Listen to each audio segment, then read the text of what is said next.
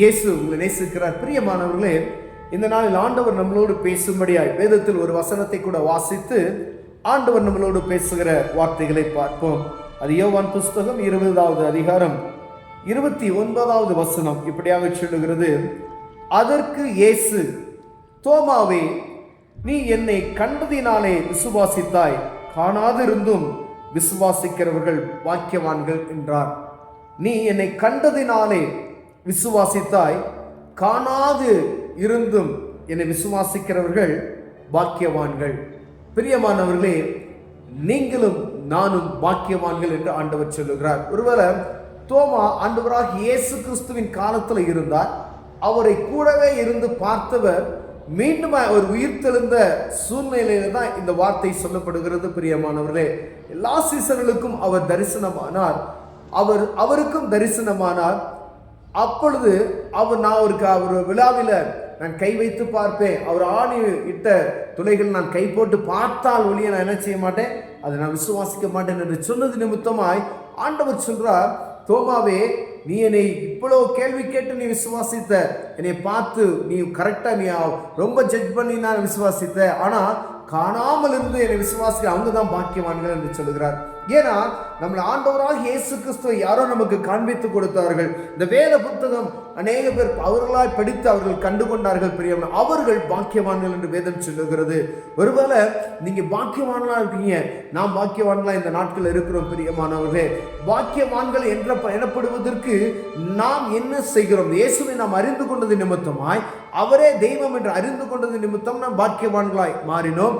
நம் பாக்கியவான்களாய் மாறினது போல பிறரை பாக்கியவான்களாய் மாற்றுவதற்கு, அவர்களையும் ஆசீர்வாதமான பாத்திரமாய் மாற்றுவதற்கு நம்ம என்ன செய்திருக்கிறோம்? தோமா பாருங்க, 2024 வருஷத்துக்கு முன்னாடி என்ன செஞ்சிட்டாரு? அந்த 23-22 வருஷத்துக்கு முன்பதாக இந்திய தேசத்துக்கு வந்திருக்கிறார். அப்ப 1ஆம் நூற்றாண்டிலே என்ன செஞ்சிருக்காரு? வந்து ஆண்டவராக இயேசு கிறிஸ்துவை என்ன செஞ்சிருக்காரு? பிரசங்கியிருக்காரு கேரளா பட்டணத்துல. அப்ப அவர் ஸ்தாபித்து போன அநேக பூசாரிமார்கள் இந்த நாளில் ரட்சிக்கப்பட்டு இருக்கிறாங்க. ஏன்னா இயேசுதான் மெய்யான தெய்வம் என்பதை அவர், தோமா அநேக அற்புதங்களை, மரித்தவர்களை உயிரோடு எழுப்பினார், அநேக அற்புதங்களை செய்தது நிமித்தமாய் அவர்கள் விசுவாசித்தார்கள். அவர்கள் செய்த அற்புதத்தை பார்த்து இயேசு மெய்யான தெய்வம் என்று அவர்கள் அறிந்து கொண்டார்கள். பிரியமானவர்களே, தோமா செய்தார். அதே போல அவர் ஆண்டவர் சமூகத்துல அவருடைய ஊழியக்காரராக இருந்தார். பார்த்தீங்களா? இந்த பட்டணத்தை, இந்த இந்திய தேசம் ஆசீர்வதிக்கப்படுவதற்கு அவர் ஒரு காரணராக இருந்தார். பிரியமானவர்களே, நாம் எப்போதோ அறிந்து கொண்ட, ஒருவேளை 2020 வருஷத்துக்கு அப்புறம் தான் என்னை இயேசுவை அறிந்திருக்கிறேன் அப்படின்னு சொன்னாலும், நம்மளால் இயன்ற மற்ற பிறருக்கு ஒரு ஆசீர்வாதமான சூழ்நிலையை அறிவிக்கும்படியா இயேசு என்ற நாமத்தை நாம் சொல்லிட்டோம்னு வச்சுக்கோங்களேன், அவங்க ஆசீர்வாதமாய் மாறிவிடுவார்கள். அவர்கள் பரலோக ராஜ்யத்துக்கு ஏற்ற காரியங்களை அறிந்து கொள்வார்கள். நம்ம எதுக்காக இவ்வளவுதான் சொல்லுறோம் அப்படின்னு சொன்னா, 2 பகுதி இருக்கிறதை நாம் அறிய முடியும். பரலோகம் ஒன்று இருக்கு, நரகம் ஒன்று இருக்குது. எல்லாருக்கும், எல்லா மதத்தினருக்கும், எல்லா மொழி பேசுற மக்களுக்கும் கடைசியில முடிவுக்கான காரியத்தை தான் நமக்கு சொல்லிக் கொண்டு இருக்கிறோமையா. அந்த நித்தியமான இடத்திற்கு செல்வதற்கு 2 வழி தான். அதுல ஒரு வழி, ஆண்டவராக இயேசு கிறிஸ்து இல்லாதபடி அந்த நித்தியத்துக்கு நாம் செல்ல முடியாது என்பதை சொல்லும்படியாகவே ஆண்டவர் பிரயாசப்படுகிறார். ஏன்னா இந்த பூமி ஒரு வாடகை வீடு போல காணப்படுகிறது. பிரியமானவர்களே, இங்கு நம்ம கொடுக்கப்பட்ட நேரங்களும் காலங்களும் முடிந்த உடனே அங்குதான் நம்ம சொல்ல வேண்டும். அங்கு செல்வதற்கு சில தகுதிகள் இருக்கிறது. அப்படின்னா அங்கு செல்வதற்கான தகுதிகளை வேத புத்தகமே நமக்கு சொல்லிக் கொடுக்கிறது. பிரியமானவர்களே, நீ இப்படிதான் வாழணும், இப்படிதான் இருக்கணும், படைத்தவர் யார் என்பதை அறிந்து கொள்ளணும் என்று சொல்லி வேதம் சொல்லுகிறது. ஒருவேளை இதை நாம் கடைபிடிப்போமானால் அந்த பரலோகத்துக்கு ஏற்ற மனிதர்களாய் மாறுவோம். ஒரு வேலை நாளைக்கு நடக்க போற காரியத்துக்காண்டி போய் இன்னைக்கே கவலைப்படுறியா அப்படி நம்ம நினைக்கிறோம். ஆனால் அப்படி நினைக்கிறது அவர் தவறான அநேக நாட்கள் நம்ம பெற்றோர்கள் பாருங்க, மூதாதையர்கள் பார்த்தீங்கன்னா அன்னைக்கு அவங்களுக்கு நல்ல வசதி வாய்ப்புகள் இருந்தது. நாளைக்கு நடக்க போற காரியங்கள் அப்படின்னு சொல்லி பெரிய செல்வந்தர்கள் என்ன செஞ்சுட்டாங்க?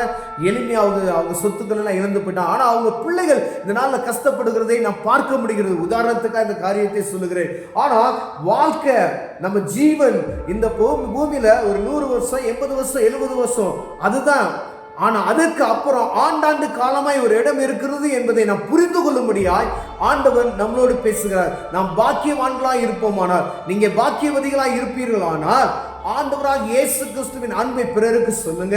அந்த பரலோகத்துல வாழுவதற்கான வழியை அவர்களுக்கு காண்பித்து கொடுங்கள். கண்களை மூடுவோம், செய்வோம். அன்பின் தகப்பனே, நாளுக்காய் ஸ்தோத்திரம் ஆண்டவரே. ஆண்டவரே, நீங்க தோமட சொன்னீங்க ஆண்டவரே, நீ என்னை கண்டதினால் விசுவாசிக்கிறாய், காணாதிருந்து விசுவாசிக்கிறவர்கள் பாக்கியவான் என்று சொன்னீங்க ஆண்டவரே. நாங்க உங்க பார்க்கல, நாங்க விசுவாசிக்கிற ஐயா. உங்களுடைய அன்பை நாங்கள் பிறருக்கு சொல்லுவோம் ஆண்டவரே. அந்த பரலோகத்துக்கு ஏற்ற ஒரு வழி உண்டு என்பதை நாங்கள் பிறருக்கு அறிவித்து விடுவோம். இயேசுவின் நாமத்தில் பிதாவே, ஆமென்.